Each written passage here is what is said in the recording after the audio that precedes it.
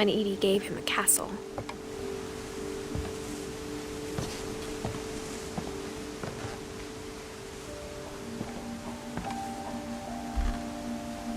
After Milton disappeared, the only thing he left behind was a room full of paintings.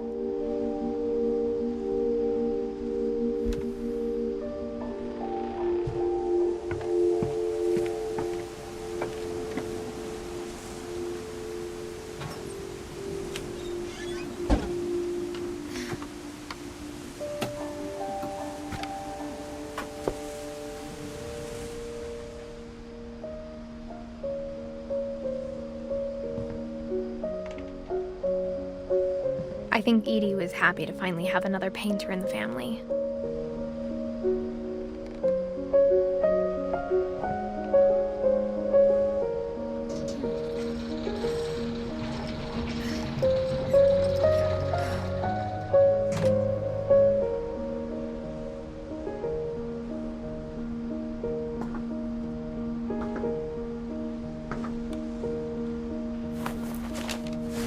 Milton Finch in The Magic Paintbrush.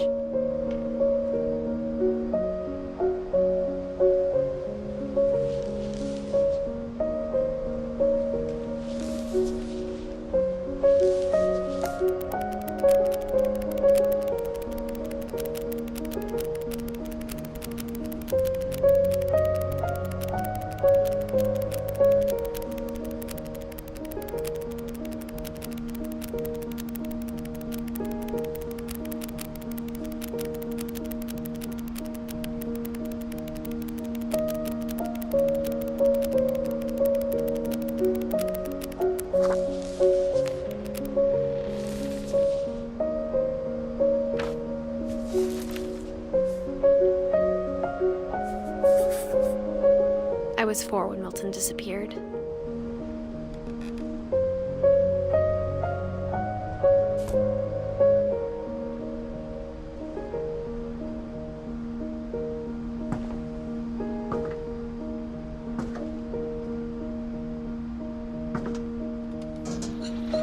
Mom spent months searching for my brother.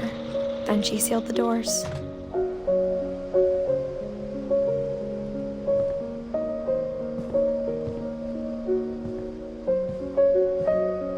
Whatever Milton had found in the house, Mom didn't want it getting out.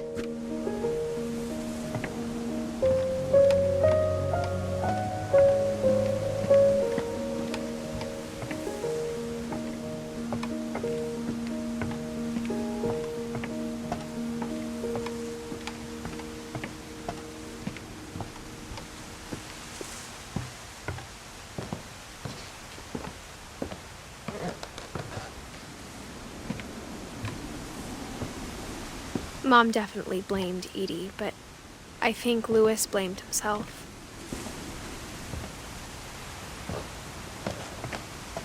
After he graduated, he just spent more and more time in his room, until Mom got him a job at the cannery. Everyone always told me to stay out of Louis's room, except Louis.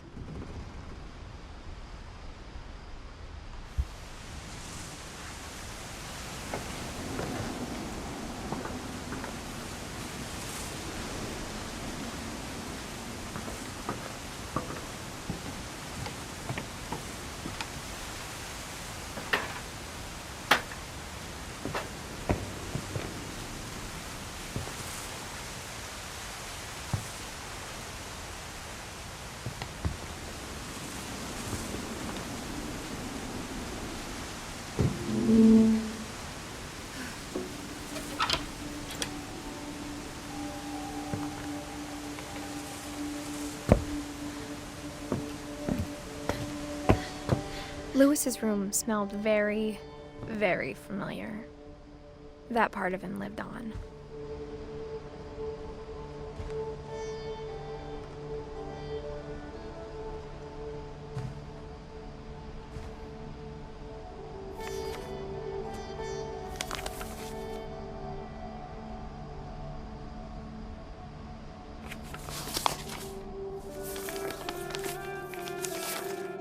Dear Mrs. Finch, As Lewis's psychiatrist, I can understand your desire for an explanation. As I see it, the trouble began in January, shortly after we convinced your son to seek treatment for substance abuse. Newly sober, I believe Lewis first noticed the monotony of his daily life.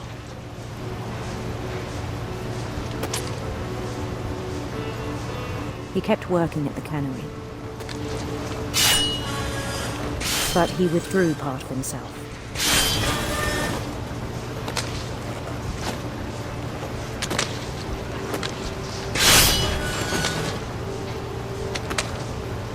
In our sessions, I saw the same behavior.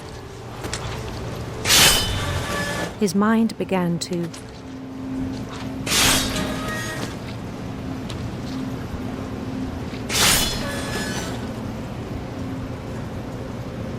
wander. I asked him to describe it. He said he started small.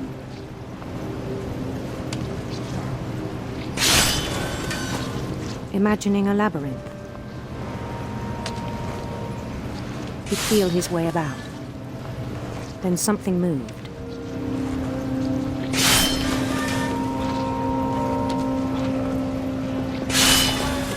Bats. And toads.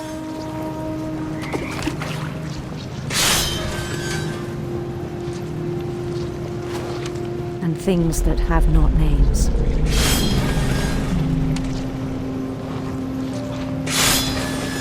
He knew it was all in his head.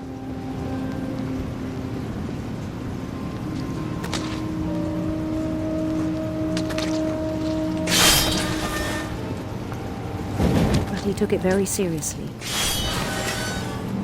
I had hoped he'd find himself.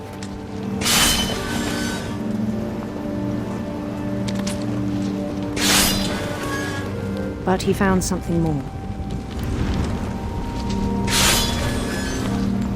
I worried about him then. Daydreaming at the cannery.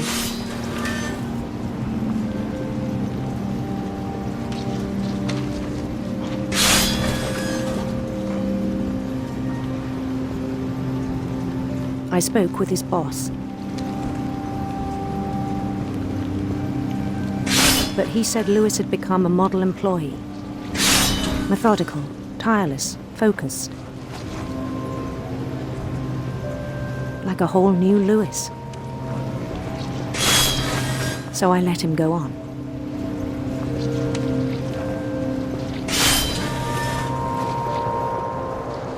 I even encouraged him. It seemed very promising at first. He told me he'd made a new friend.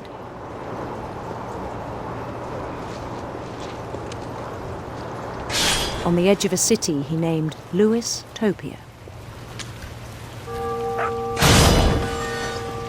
He built the city up slowly, brick by brick.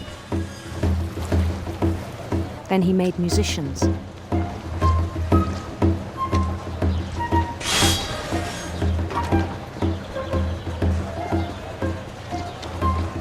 And songs for them to play. He talked about starting a band. And he was always humming something.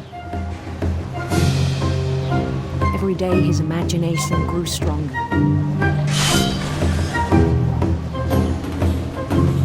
He no longer spoke at the cannery.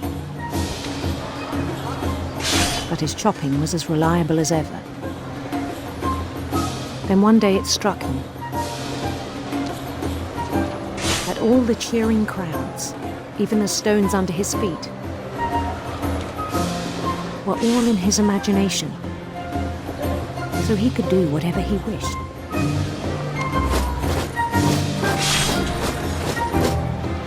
He held an election for mayor, and he won. They begged him to stay, but his mind was already wandering. It became a game for him.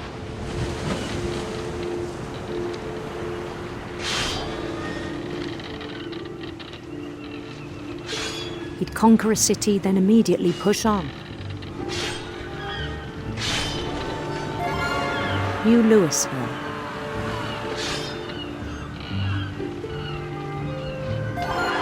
St. Louis.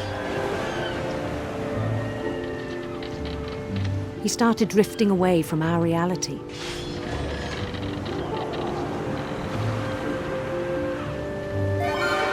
Minneapolis, until one day he forgot to go home from the cannery.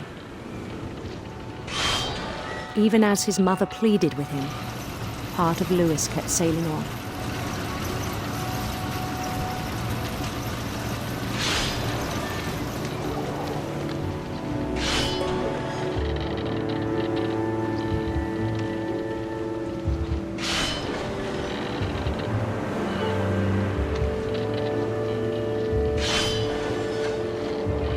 In Louisburg, he heard rumors of a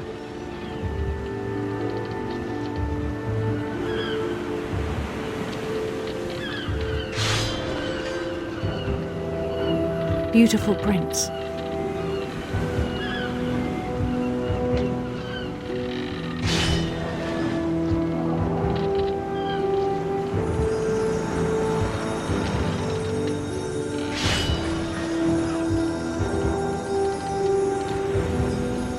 The prince was on his own quest for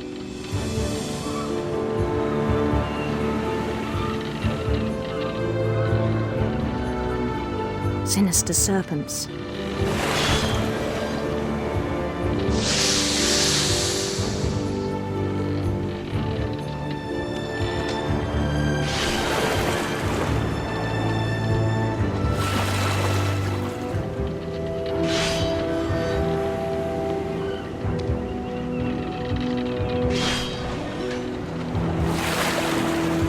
He followed the sound of his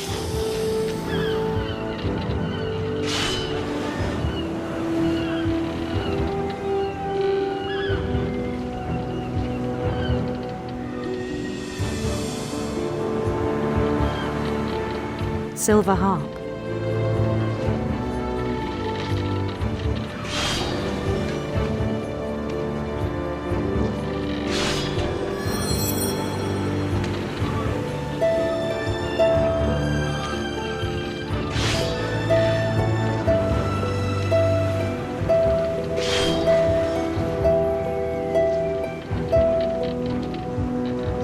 His chase led him to a golden palace east of the sun and west of the moon.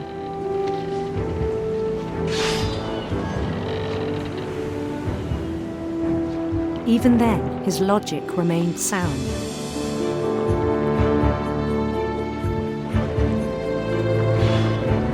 He knew the world was all in his imagination.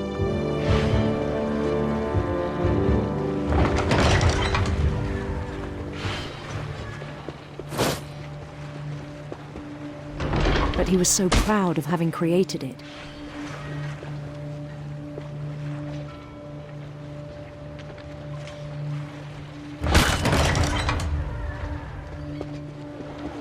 In his own eyes, he'd become something greater than a king.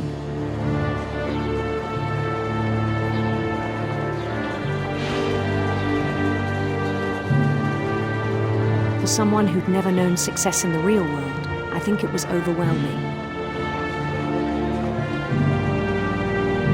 And then it struck him that the real Louis was not the one chopping salmon, but the one climbing the steps of a golden palace.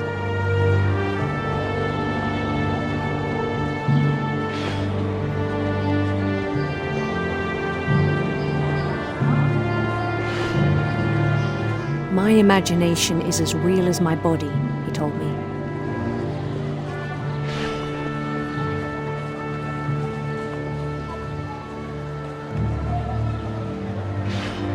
It was hard to argue with him.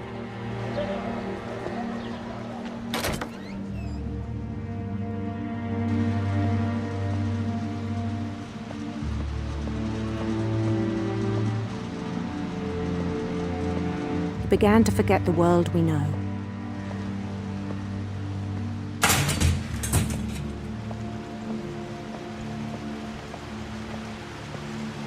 I think it pained him to remember Louis, the cannery worker.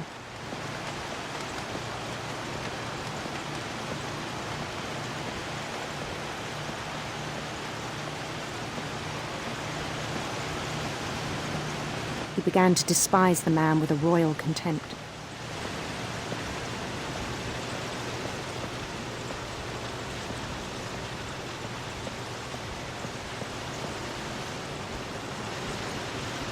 I still thought I could save him. Even after he said he was being crowned king over all the lands of wonder.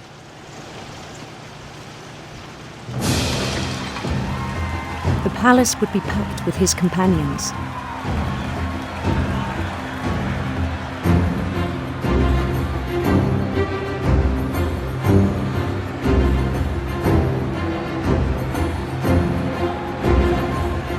Including the wise Calico who'd insisted on advising him.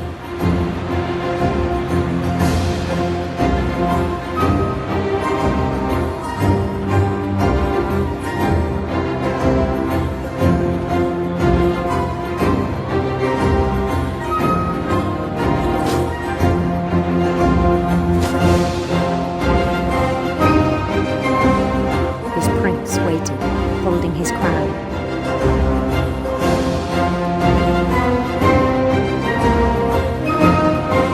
There was only one thing left to do.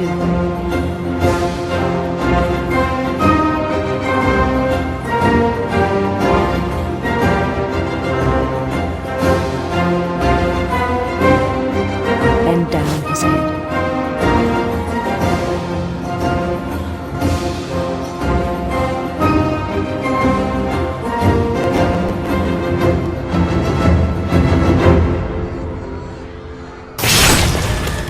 I think you know. Mrs. Finch, your son was a kind man who will be missed by all of us who knew him.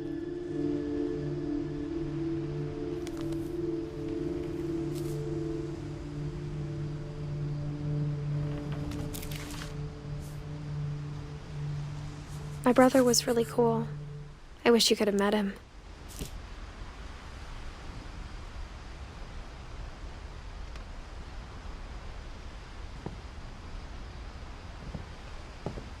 Lewis and I spent a lot of time playing games together, but he was surprisingly bad at them. He died a lot.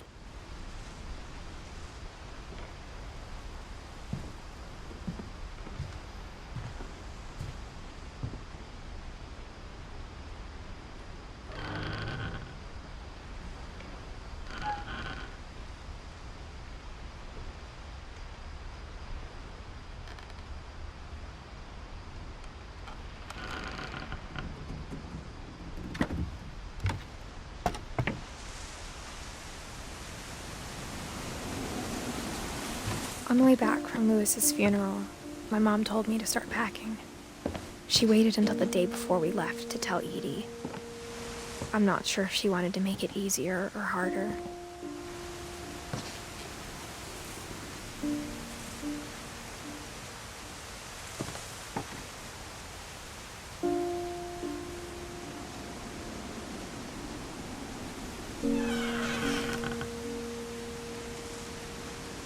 I wish we'd stayed.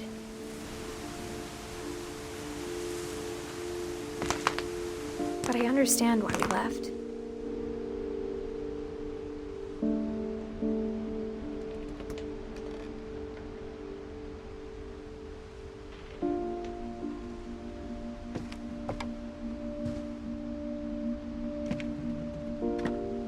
My mom ended up leaving everything behind.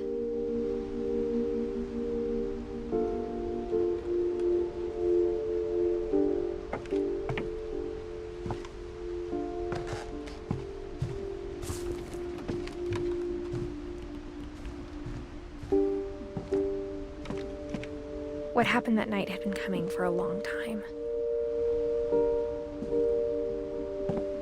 Maybe it should have come sooner.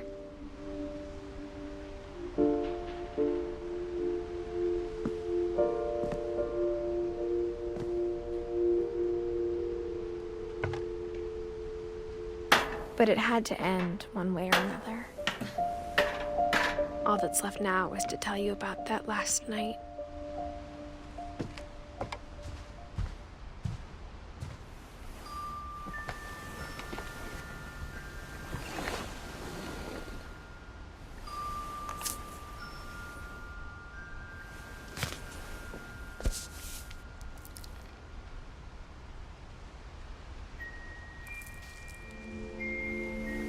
That whole last day, Edie just watched us pack and didn't say a word.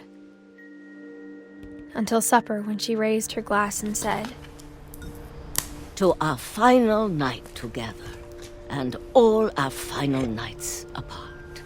Grandma, you know what I said about alcohol. Some of your medications are very Edith, specific. I left a present for you in the hallway. Why don't you go open it? The grown-ups have to argue now. I'm sorry, you're right. We're all leaving tomorrow. Let's just enjoy our last... I'm not leaving. Edith, you're excused.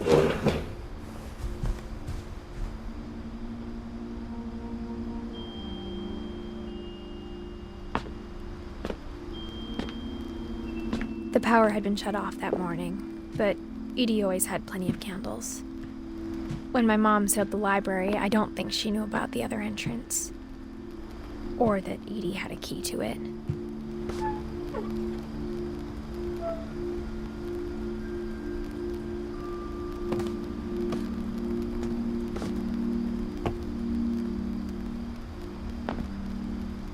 That thing you're afraid of isn't going to end when you leave the house. Edith has a right to know these stories. My children are dead because of your stories. I think it's best if Edith and I leave tonight.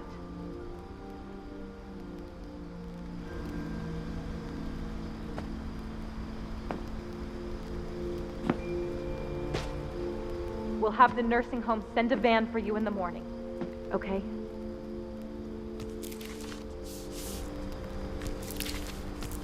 Dear Edith, there's so many stories I wish I could tell you, but there's only time for one.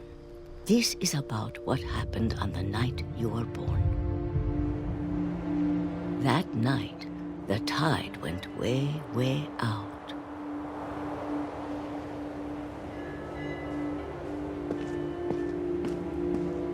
It was the first and last time I ever saw the old house aground.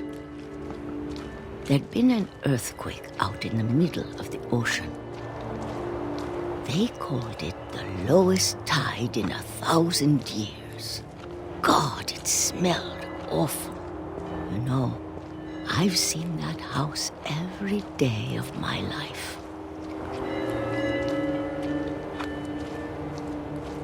But I never thought I'd go back to it. When the fog rolled in, I lost my way.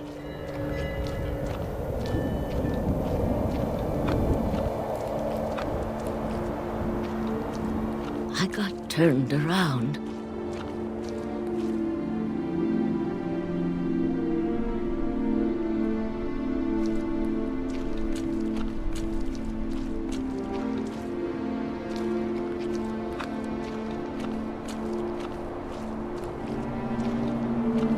For a while, I wandered.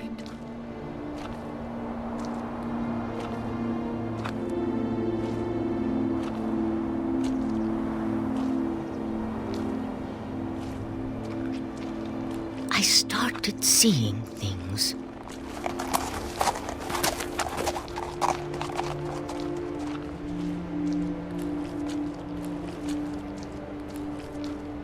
Things I'd forgotten had ever existed.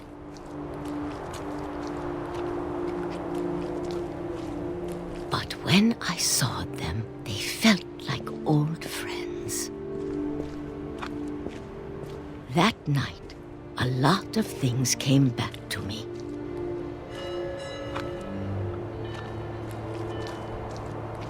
Or maybe I came back to them.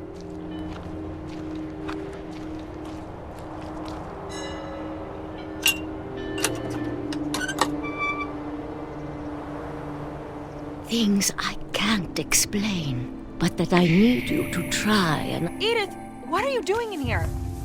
It's mine! Edith! Mom, you're gonna rip it! Let go! I kicked and screamed, but Mom dragged me to the car. I never saw Great-Grandma Edie again. The next morning, the van came to pick her up, but she was already gone. After that, we moved around a lot.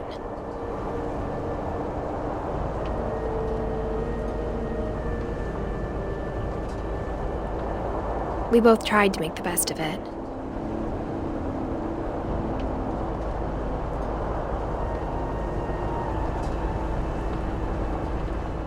A few years went by.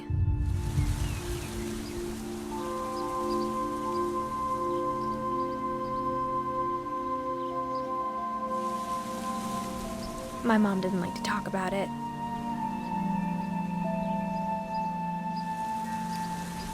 But she started getting sick a lot. The rest happened pretty quickly.